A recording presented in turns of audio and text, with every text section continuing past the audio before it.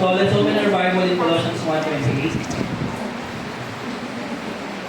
Okay, so isang text lang natin pag-aaralan today.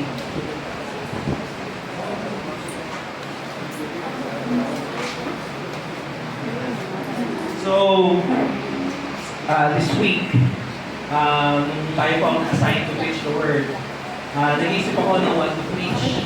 Amen. And I was thinking of ano ba yung pwede natin isunod doon sa preaching ng Pastor Ed. Right? About Genesis 1. About our body, about man. Amen. But Monday, nakita ko yung post ng LJC bilang online. And it reminds me, what my preaching should be. And I thank the Lord, sabi na dito, yung post niya ng Monday. Di ba? So, hindi yung sarili nating nais i-preach, yung i-preach natin. But, ito agad yung usap sa akin early Monday, Sabi niya dyan that it is all about Jesus, So, I thank the Lord, I personally commend our Sister Lalu commended us our FB page, LGC Bilangon, because I was directed to the right sermon today. I believe to the right sermon, right? And today we will only look at one passage, which is in Colossians 1:28. But I want to share my heart, as your pastor, as one of your pastors, and what I believe is the same conviction as my fellow pastors. Amen. And I want to realign our church to what really matters. Amen. What really matters sa health, sa vitality, sa life ng ating church. Amen. And you want to focus your attention back to Christ. And so today, pinagmagatan ko po I titled my sermon, The Preacher's Main Ministry. Okay? The Preacher's Main Ministry. Amen? So let's open our Bibles in Colossians 1:28 and then we'll pray.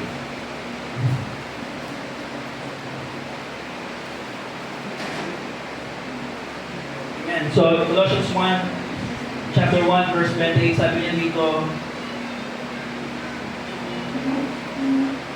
so we tell others about Christ, warning everyone and teaching everyone with all the wisdom God has given us. We want to present you to God perfect in your relationship to Christ. Amen. This is ESV, sabi niya dyan, Him we proclaim. Sabi niya, Him we proclaim, warning everyone and teaching everyone with all wisdom, that we may present everyone mature in Christ. Amen? Okay, let us all pray. Heavenly Father, we thank you and we ask you, Lord, to bless the message we are about to receive. And we ask, Lord, the Holy Spirit, Lord, be with us, and may the words of my mouth and the meditations of our every heart be pleasing in your sight, our rock and our Redeemer. In Christ's name, amen, amen. Okay, so, isang passage lang, So we'll do just one text today, but I wanna share with you 3 points from that one text. Amen. So number 1, Him we proclaim. Amen. So number 1, our main ministry as your pastor is to proclaim the Lord Jesus Christ. Nothing more, nothing less. Number 2, our ministry is to teach you and warn you about false teachings. Amen? Sabi niya dyan, warning and teaching with all wisdom. And then number 3, our third ministry, ano sabi dyan? Is we want to present you spiritually mature when the Lord comes. So we want everyone to be mature Amen? So number one, tingnan natin dito yung una. Amen? So, bit of a context, no? So we read Colossians. Colossians is a small church in the Phrygia region, no? Established by Epaphras. It is an insignificant actually city, a small city. Amen? But in Colossians or in Colossae, dito po nagsimula yung iba't ibang teachings, no?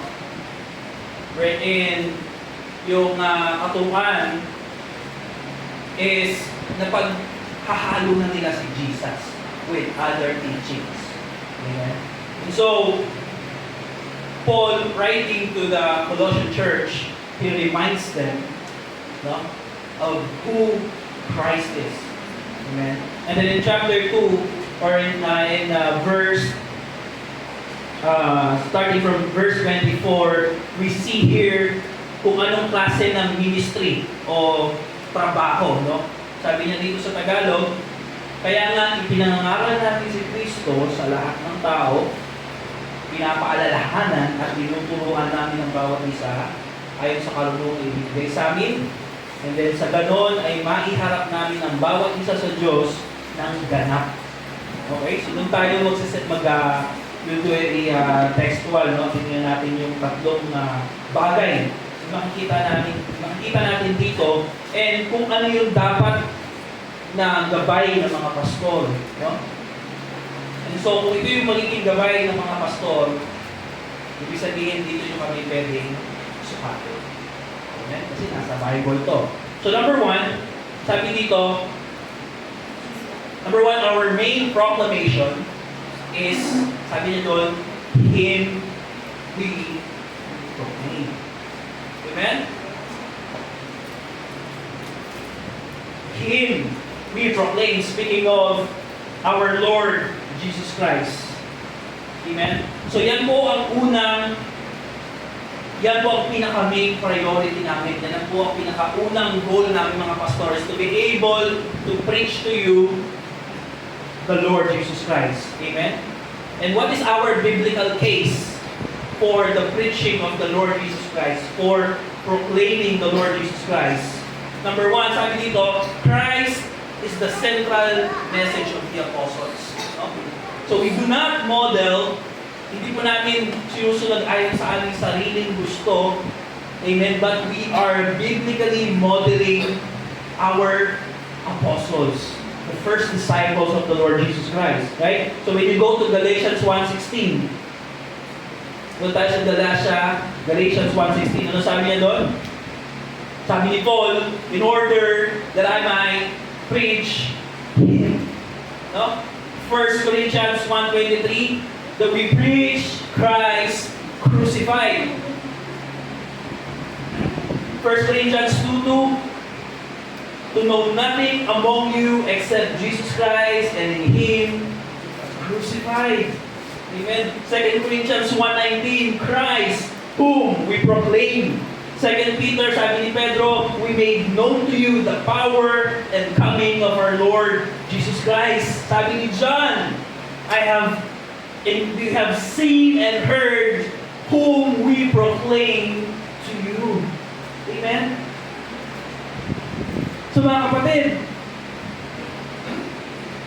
our main focus, our main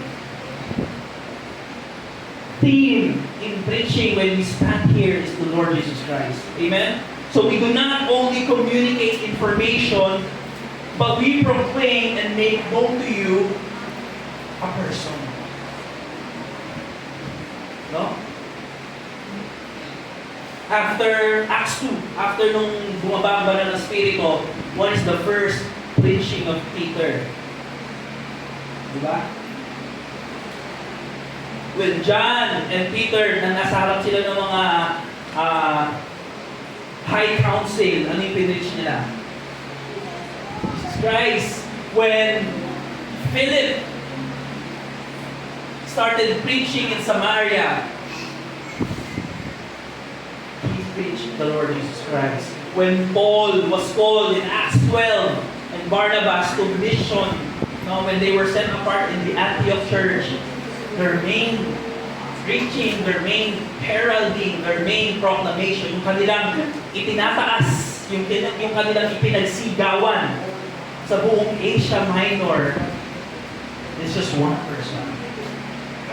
It's just one person. Amen? And it is the Lord Jesus Christ. Ngayon, sabi ni Spurgeon, if a man preached one sermon without even mentioning Christ in it ought to be his last. Sabi ni Spurgeon, kung ang isang preacher ay tatayo sa likod ng pulpito without even mentioning the Lord Jesus Christ in his preaching, dapat huling beses na lang tumayo yun. Diba? So alam natin kung gaano ka-importante, kahalaga, gaano natin itinataas ang pangalan ng ating Panginoong Kristo sa likod ng pulpito. Amen? Nakalulungkot sa panahon natin, no? Even if you go to YouTube, mga kapatid, if you go to YouTube, ang dami-dami daw sermon, di ba, ng mga pastors. What is the most viewed? Ano yung most watched sermon sa YouTube? Alam niyo kung ano? The most watched sermon is titled, Your Words Become Your Reality. From this pastor in Texas. Ang laki ng church niya, mega church. No? Pero ang maraming manunood, the most viewed, maraming views sa YouTube is not a sermon about Christ. It is a sermon about how you can manifest your good future, how you can manifest health in your life. No? The power of positive words. No? Manifesting. Mga kapatid, manifesting is not a Christian idea. No? It is not. No? Manifesting good month of June. Sounds very in our time. No? Yun yung mga ng mga kabataan natin ngayon ba? Manifest. Manifest, hindi ka naman nag-review ng exam mo. Paano makakamit, di ba? Yung magandang grades. No? So, we are using ideologies that are not Christian actually. Amen? Positive confession. Those are not Christian, mga kapatid. Amen? Our primary task as a preacher is to proclaim Him. Yeah? Yun po mga kapatid. Because number one, Christ is the central message of the first disciple. And so we follow them. We model them. Amen? Number two, Christ is the central message of the Scripture. The moment you open your Bible, in the beginning, God. Diba? It is God Himself.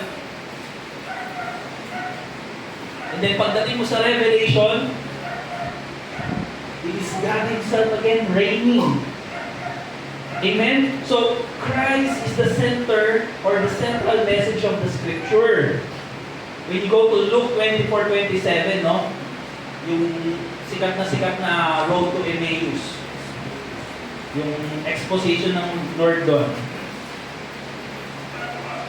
In Luke 24:27, ang sabi doon, no, this is Jesus Christ, no?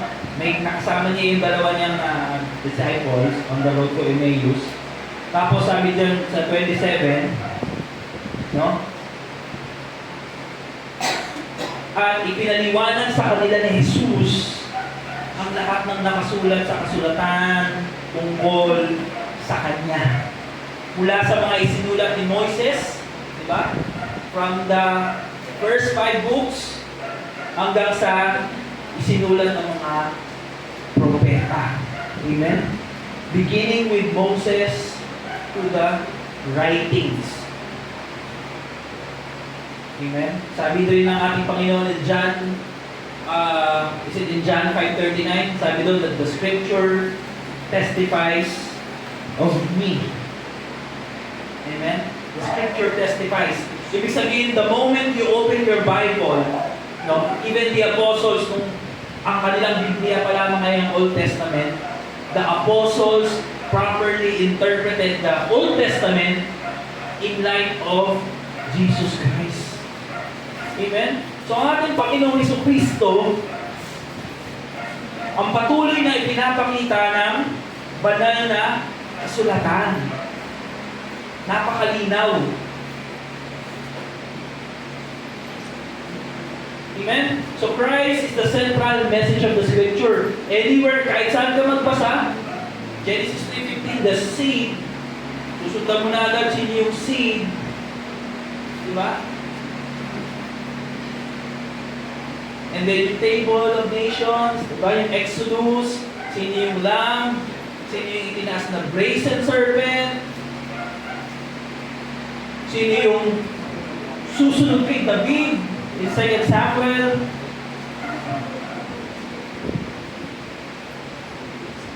All things point to the Lord Jesus Christ. Amen? So hindi po namin sinasabi na every text ay hanapin nyo ang ating Panginoong sa Kristo. But what we are saying, ang aming pong sinasabi mga kapatid, that when you read your Bible, it has its thread, may connection siya, pointing to the gospel of the Lord Jesus Christ. There will always be a gospel connection. Amen?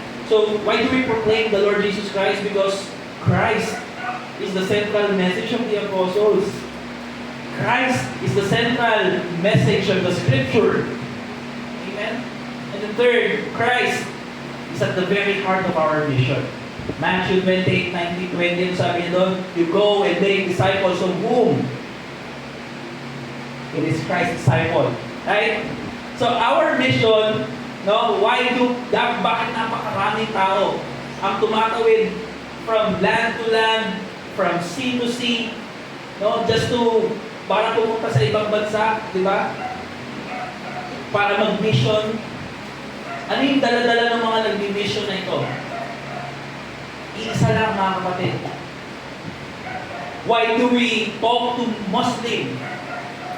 Bakit tayo nakikipag-usap sa mga Hindu, sa ibang religion?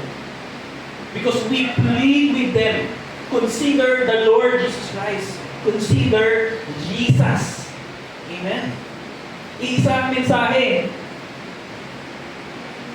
He is at the center of our mission. Sabi ni Paul in Romans 15:20, it has always been my ambition to preach the gospel where Christ was not known.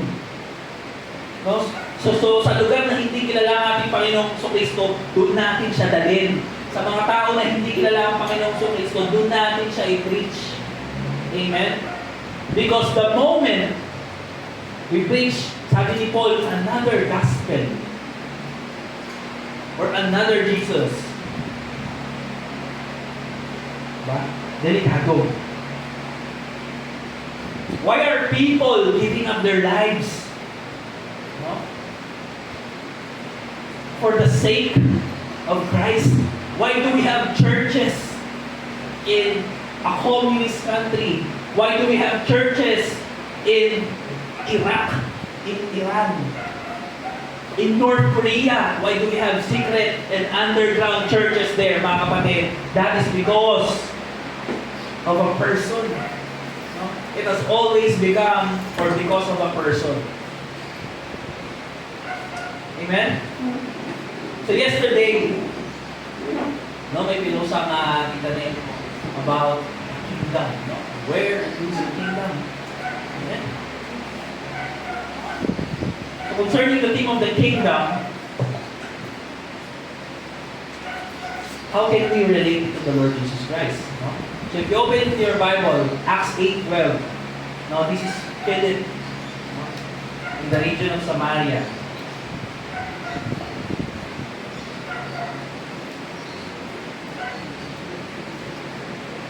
Sabi niya dito in Acts 8:12.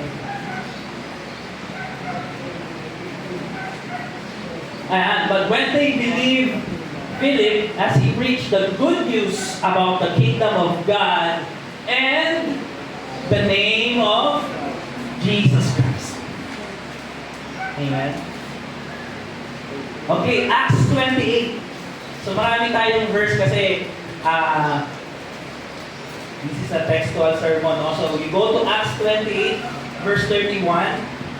This is Paul naman. No? When he was already house arrest. Sabi niya dito, he proclaimed, ayun na, the kingdom of God and taught about the Lord Jesus Christ. So you see, mga kapatid, the kingdom and the Lord Jesus Christ is inseparable. Hindi mo siya pwedeng paghiwalayin, no? It is not, the number one, it is not chronological even in how you will read Acts 8 and 12, no? It is not the kingdom first and the Lord Jesus Christ. And, iba yung nakalagay, Kai. No? Ibig sabihin, together. Hindi siya first, hindi siya second, hindi siya in sequence na finish mo na yung kingdom, then si Lord Jesus Christ. Hindi. No, it has always been the kingdom, yung paghahari ng Diyos, no? Na dinala nito ng ating Panginoong Jesus.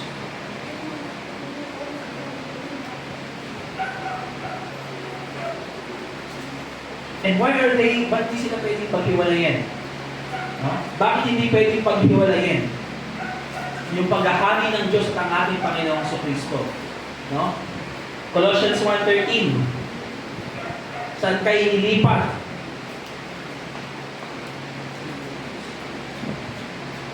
Colossians 1:13, for He has rescued us from the kingdom of darkness and transferred us into the kingdom of His Son.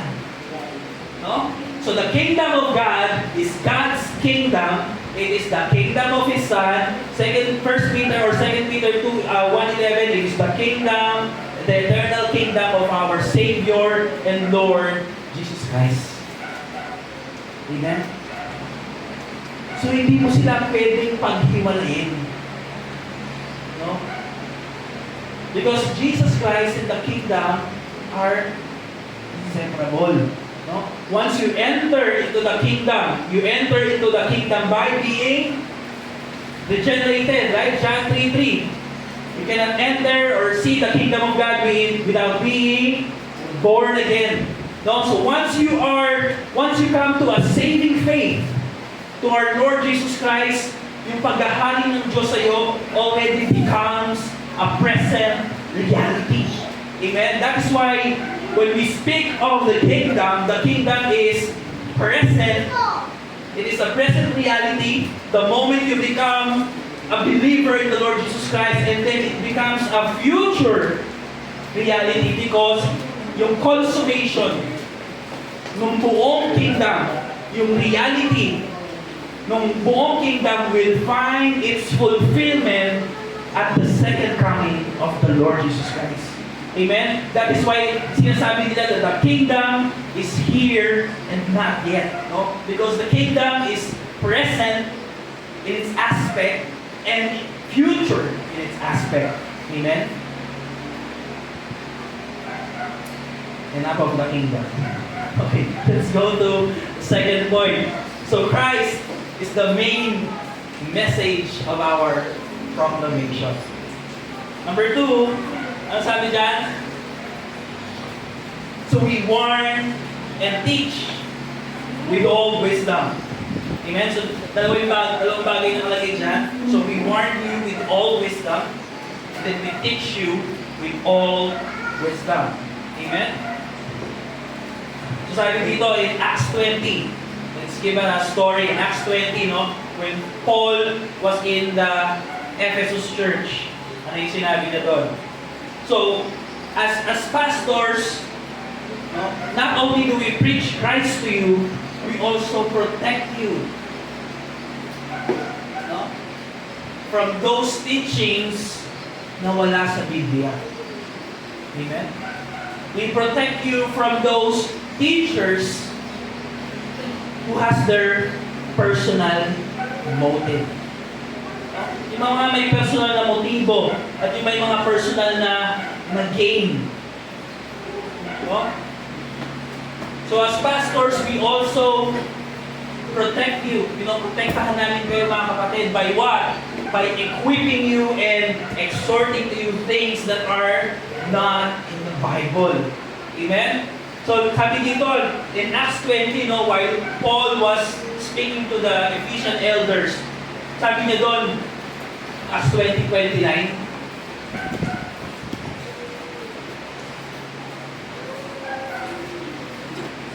nung pinapaalalahanan ni Paul yung mga kapatiran sa Efeso dahil babalik na siya sa Jerusalem, sabi niya dito,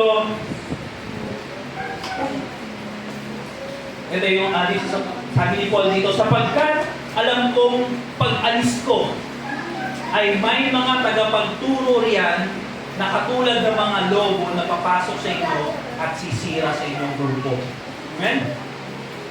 Darating din ang panahon na may magtuturo ng kasinungalingan mula mismo sa inyong grupo at ililigaw nila ang mga tagasunod para sila ang kanilang sundin. At mag-ingat kayo at alalahanin ninyong sa loob ng 3 taon, walang tigil ko kayong pinaalalahanan araw at gabi.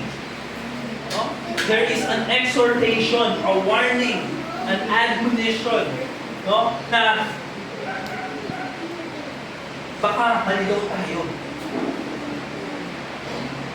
Baka maligaw tayo sa mga turo. Amen?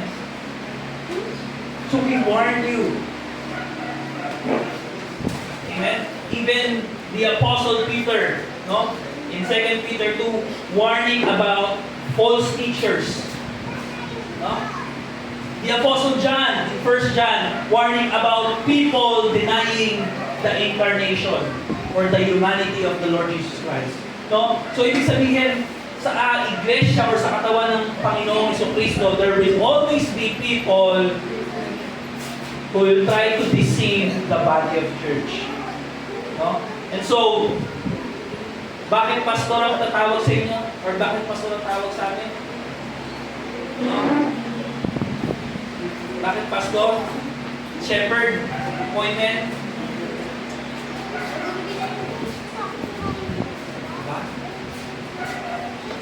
Because ang trabaho ng shepherd ay protektahan yung kanyang kawan, di ba? Para hindi masila ng lobo. Di ba? Para hindi masila ng mga oso. Diba? In David's life. So angkop yung pagiging pastol ng inyong mga pastor.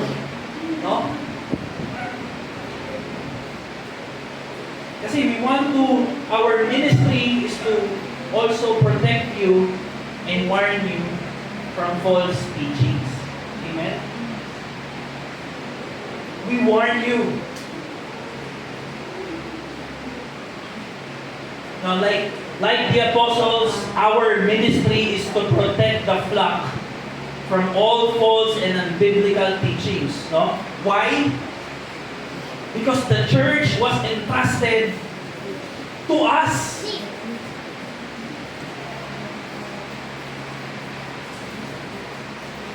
So malaking responsibilidad mga kapatid ang maging pastor. Kaya kung mapapansin nyo, ang laging palimulang kwento ng mga pastor, hindi ko naman gusto maging pastor. Diba? Kasi nakikita nila yung hirap ng pagiging pastor. Amen? Laging ganun ang kwento yung maririnig mo. Hindi ko po ginustong magpastor. Kasi istorya ko din eh. Hindi ko rin ginustong magpastor. Amen? Pero, nung naging pastor ka, you come to realize from His Word that this church was entrusted to you. Ibig sabihin, If it was entrusted to our pastor, pagbalik ng Panginoong Kristo, sinong magiging accountable sa inyong lahat? Sa tingin nyo? Amen?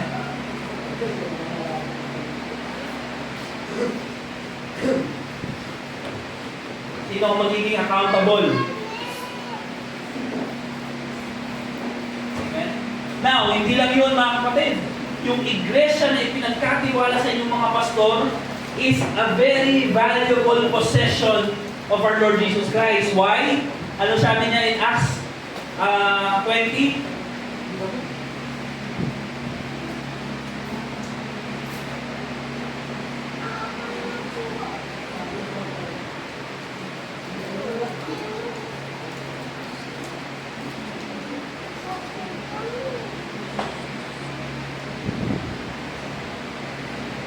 Sabi niya doon, di ba, na yung kanyang iglesia or yung kanyang katawan ay binili niya ng kanyang dugo.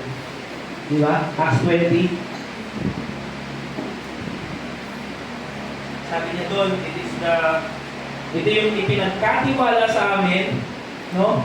Na binili naman ng dugo ng ating Panginoong Jesucristo. Amen? So yung ipinagkatiwala sa inyong mga pastor o sa aming mga pastor ay hindi basta-basta. No? Because ang naging kapalit niyan ay ang Panginoong Kristo mismo natin. No? Kaya ganun na lamang ang pag-ibig ng pastor sa inyo. O ganun na lang ang pag-ibig ng Diyos sa sanlibutan. Pero mga kapatid, ganun din ang pag-ibig natin sa inyo. Kasi grabe, yung pinambili sa inyo ay yung napaka-precious na dugo ng ating Panginoong Jesucristo. So hindi namin kayo pwedeng hayaan na lang dyan, magpag-alagala, na makinig ng kung ano ng turo. No? Hanggat maaari, gusto namin na lahat ng matututunan natin dito sa loob ng church is to equip us, no, to evangelize outside. Right?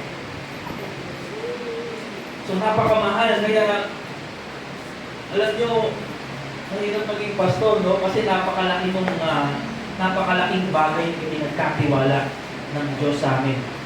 Amen? It is not just a property, no? It is not just a talent, no? But it's a property bought by His Son's blood. No? So just imagine if we lose the church entrusted to us by the Lord. Amen? Pagbalik ng Lord, we'll be accountable. No? So pagbalik ng Lord, we all want to hear that we are faithful. No? Faithful, come into the joy of the Lord. No? We want to hear that, all of us. Lalo na kami mga pastor. Ayaw namin marinig na hindi niya pala kami kilala after the many years of our ministry. Amen? Sabi ni Spurgeon, nakakatakot sa isang pastor na tumayo siya sa pulpito, no, na siya pala mismo ay hindi ligtas. Hirap nun. Mabigat na salita yun, no? Na yung pastor mismo na nagtuturo sa inyo dito ay hindi pala siya mismo ligtas sa kanyang sarili. No? Nakakalungkot. Number 2, so we teach with all wisdom. Amen? Sabi ni Paul in Acts 20 that we teach you, na hindi huwag niyong kalimutan that I teach you the whole counsel of God. The whole counsel of God from beginning to end. No? Everything that God revealed in His Word from beginning to end is the whole counsel of God. No? So we do not only teach you Genesis, we will teach you hanggang Revelation. Amen? So that when we study Revelation, hindi tayo matatakot. Okay? When we study the Revelation, yung sinasabi ng ating ni Pedro, yung living hope, no? Or yung sinasabi ni Paul that Christ in you, the hope of glory, no? Yung the hope of glory. Right? We all want to teach you that. No? So ituro na lang natin yung nasa Biblia dahil napakaraming nasa Biblia. No? Mapapalitan ng mga bagong pastor dito, hindi namin mauubos ang buong Biblia. Okay? So we teach with what God has revealed in His Scripture. Number one, di ba, sabi niya doon, anong klaseng wisdom? Sabi niya, with wisdom. Di ba? Anong klaseng karunungan? No? So, anong klaseng karunungan ba yung tinuturo namin sa inyo? 1 Corinthians 2.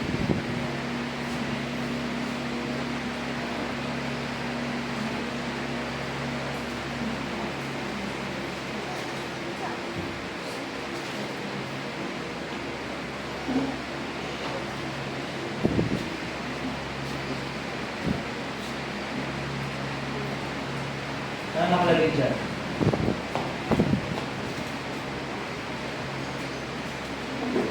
In verse 6, sabi niya dito in 1 Corinthians 2:6, that I do speak with words of wisdom, number one, but not the kind of wisdom that belongs to this world.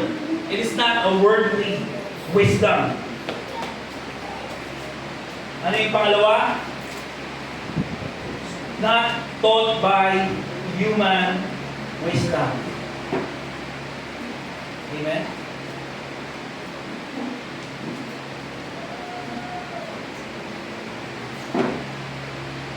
Verse 13, when we tell you these things, we do not use words that come from human wisdom. So everything that we teach you are hindi galing po sa katalinuhan at karunungan ng mga tao. So what we teach you are spiritual because we are all spiritual. Amen? Anong sabi ni Paul in 1 Colossians 1? That He has teach us or itinuro niya yung hidden mystery. Diba? Ano yung hidden mystery doon? So sa passage na yun, that Christ in you, speaking of the Gentiles sa atin, no? That the mystery revealed through the prophets, sabi niya doon, sabi ni Pedro, they carefully investigated, no? Kung kailan darating at kung para sino. So what we teach you are wisdom from God. Yun po ang itinuturo namin. So it's not by human wisdom, not by the wisdom of this age or of the world, but by the Spirit of God. Amen? Yun po yung tinuturo natin dito. Because those mystery, sabi niya, na nakatago noon pa man, ay na-reveal na. Amen? Na-reveal na po lahat ng mystery nasa Biblia. No? So we know, alam na natin kung sino yung tagapagligtas. It was already revealed. Alam na natin kung ano yung plano ng Panginoon para iligtas ang sangkatauhan. It is through the crucifixion. Alam na natin na hindi lang Hudyo ang kasama sa kaligtasan, kundi tayo rin mga Hintil. Alam natin na bukod sa Israel ay meron pang church. Diba?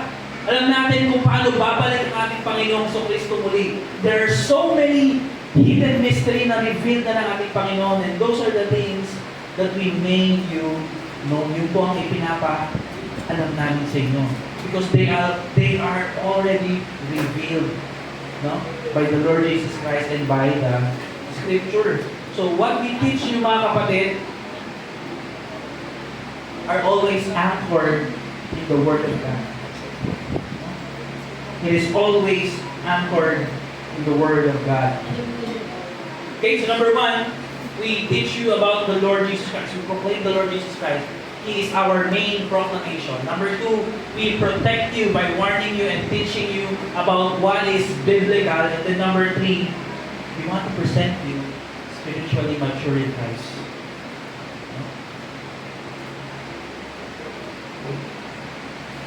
We want to present you spiritually mature in Christ. And how do you define maturity?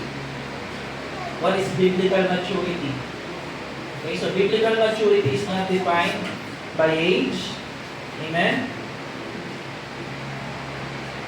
Sabi dito, let's go to Ephesians 4:13. So, maganda tong maturity na sinabi ni Paul dito. So, Ephesians 4:13.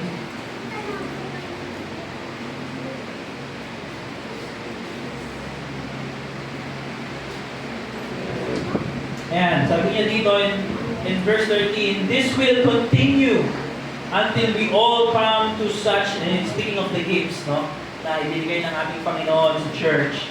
Sabi niya dito, this will continue until we all come to such unity in our faith and knowledge of God's Son that we will be mature in the Lord, measuring up to the full and complete standard of Christ. Ano sabi sa ESV? Ayan. Until we all attain the unity of the faith and of the knowledge of the Son of God, to mature manhood, to the measure of the stature of the fullness of Christ. No? So what is our aim? What is our goal as your pastor? Our goal is for you to grow in Christ-likeness. Amen? That is why in our church, binibigyan na po natin ng emphasis ang discipleship. Amen? Because if we do not disciple our church, then we are not teaching them to be Christ-like, to be a follower of the Lord Jesus Christ. Amen? So, we want to present you as mature in the Lord Jesus Christ. No? Colossians 2, verse 2, sabi niya doon, that we may reach full assurance of understanding, yung lubos na pagkaunawa sa lihim na plano ng Diyos tungkol kay Kristo. So, maturity. Ano pa? Na hindi na tayo maging katulad ng mga bata. No? So, inihalin tulad niya yung maturity sa bata at matanda. No? Yung metaphor. Na hinahagis, balik-balik daw ng waves. Ano yung ibig sabihin nun? Na kung ano yung tinuro, uy, ganda to ah. Amen. Diba? Kaya kaya bakit commendable yung yung mga Berean church? Because even though they were taught, no, kung tinuturuan sila ng mga katuruan, sinasaliksik pa lang nila mismo yung Biblia. Amen? So, you are all welcome to search the scripture or ask your pastors. That's okay. Amen? So, hindi tayo basta-basta natadala ng mga turo. No? Pastor ang tumayo dito, mula na sa Diyos. Mag-iingat din po tayo. Pag-aralan natin ang ating mga tinuturo. Amen? And carried about by every wind of doctrine, by human deceitful schemes. Amen? So mga kapatid, we want you, our aim, our task, our primary goal is for you to have a deep, abiding relationship to God. Amen? Kaya pinagsisigawan dito, Christianity is not a religion, it is a personal relationship because we want you to have a personal, deep, abiding relationship to God. Amen? We want to present the Lord Jesus Christ to you until Jesus Christ will be standing here in front of you. Sabi nga.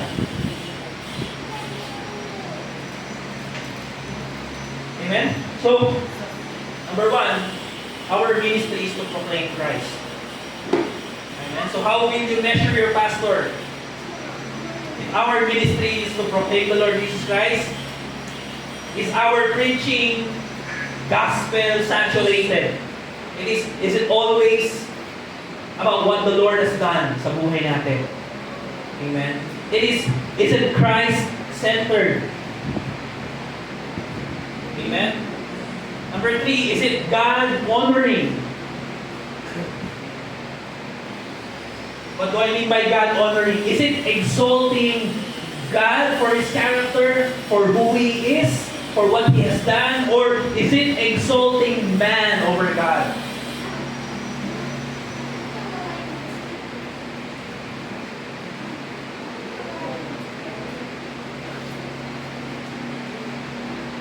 Number two, our ministry is to teach and protect you from false teaching.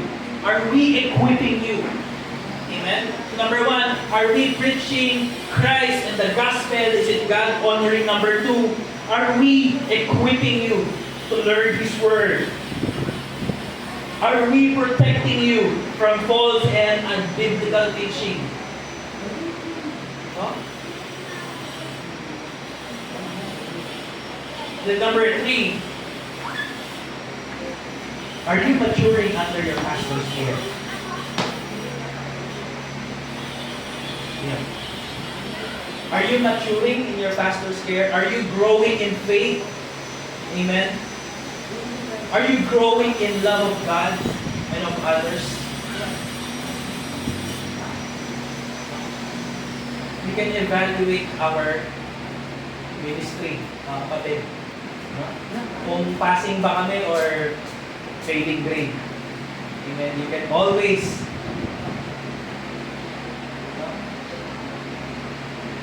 so we will be your pastor, but we are also accountable to you. Amen. So you can always lumalago ba ako sa pastor mo to? Is he preaching the whole counsel of God? Am I growing in faith? Am I maturing under my pastor's care? And am I growing in love of God? And so mga kapatid, as we await the coming of our Lord Jesus Christ, we will continue what the Lord has first entrusted to the apostles and passed down from generation to generation of pastors. Amen? And what we can promise is that if God is for you, we are also for you. We love you. And so, lagyan natin ng application. Even though it is for the pastors. Amen? Number one, always pray for your pastors. Always pray for them that they will be able to minister faithfully in the longest time possible. Right? Sometimes, ang church, hindi na nila napapansin that their pastor has grown white hair over the years.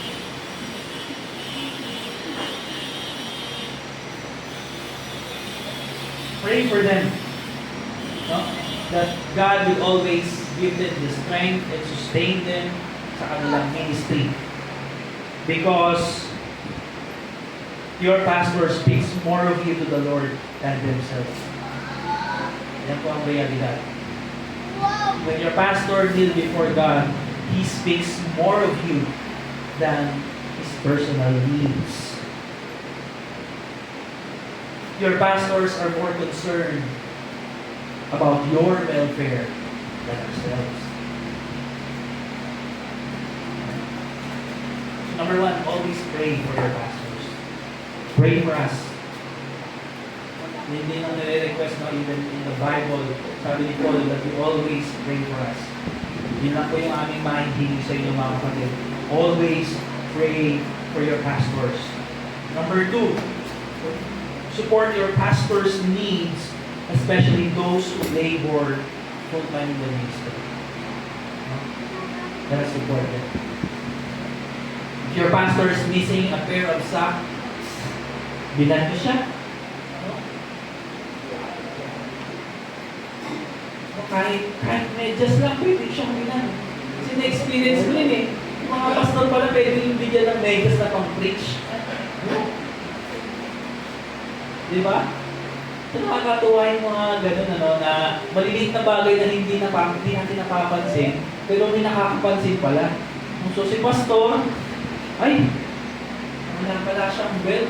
Mabilang niya ng belt. Or si pastor, tulpod na pala yung sapatos. Mabilang niya ng floor shine. No, support your pastors, especially those who labor full-time in the ministry. Amen? And then number three, Ito talaga ay number 3, gawin natin gagawin sa ating mga pastor. Number 3 is to encourage your pastor. Sabi nila, yung pastor, after Saturday or Sunday, no, so the whole week sila nag-prepare ng sermon, the whole week sila nag-a-attend sa mga problema ng church. The whole week sila, kahit anong oras pwede tawagin. No? Pastor, may namatay, punta ka doon. Anytime available ang pastor natin. No? And is the church available for their pastor? So encourage your pastor. Inyo, sabi nga sa libro, no? After Sunday, after preparing the sermon, after a week of looking after the affairs of the church, uuwi na ang pastor nyo sa kanyang tahanan. And the pastor will be all alone battling his own personal battles. Sabi niya. So encourage your pastors. Even your pastor needs encouragement. It is a lonely job. But thanks be to God, we have our fellow pastors, no, who we can speak, no, as a pastor speaks to a fellow pastor. So sometimes DCM would have yung coffee fellowship for their pastors because there are things that a pastor can only tell sa kanyang fellow pastors. It is a lonely work. But thanks be to God, yung pastor show continues his ministry because your pastor only depend on the grace of God. Sabi niya, your pastor may look weak pag di niya na kayo kasama, pero your pastor looks very strong sa harap ng pulpito, di ba? All smiles. Ganda suot. Amen? Pero pagdating ng Monday to Friday, makikita niyo kami sa palengke, bukas ang damit namin. No? We are also human. No? So encourage your pastors. A small hi, a message to them, no? A small good day, pastor. We pray for you. It's very is malaki na yun na gagawa niya. No? To boost yung confidence and to keep your pastor moving forward. Amen. So mahalin natin yung mga pastors natin. Amen? Okay? Let us all pray.